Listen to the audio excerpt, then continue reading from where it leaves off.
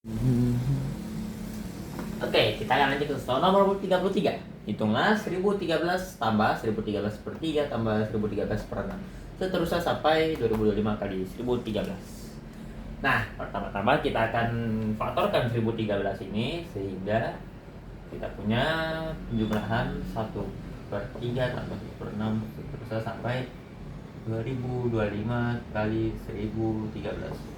Nah, untuk di titik ini mungkin agak ambigu di mana ini polanya ini sebenarnya apa, tapi kalau kita lihat dari PB arahnya itu ke sini. Perhatikan bahwa ini 2025 kali 1013 itu sama aja dengan 2025 kali 2026 per 2. 1 itu 1 per 1, ibaratkan 1 sama dengan 1 per 1 itu sama dengan 1 kali 2 per 2. 3 ini sama dengan 2 kali 3 per 2, alias sebenarnya ini alias polanya ini bisa pakai ini, atau sebenarnya pola aslinya itu adalah gini. Pola aslinya ini bisa dilihat sebagai 1 tambah 2, 1 tambah 2 tambah 3 dan seterusnya. Berarti seterusnya itu adalah 1 per 10, 1 tambah 2 tambah 3 tambah 4.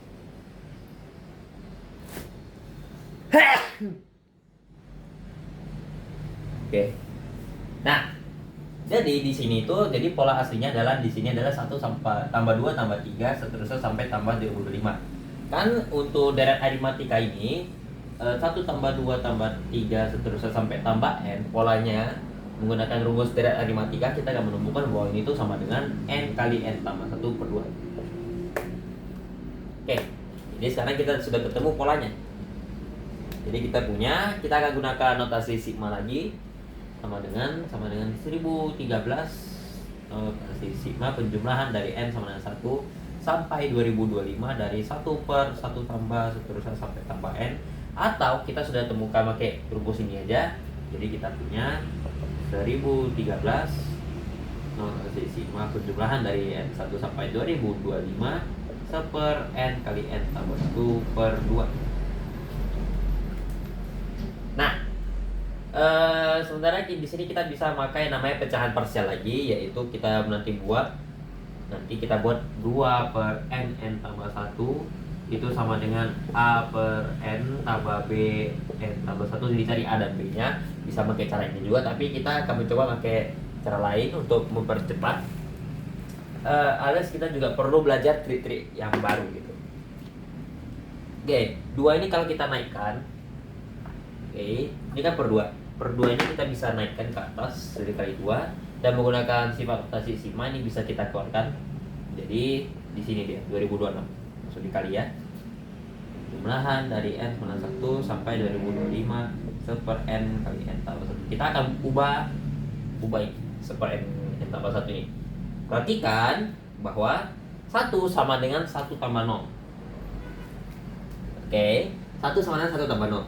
Lanjut kita 2026 notasi sigma n sama dengan 1 2025. 0 ini kita akan ubah menjadi 1 ditambah n kurang n. Oke, karena n kurang n kan sama dengan 0, alias berarti kita nggak merubah apapun sebenarnya.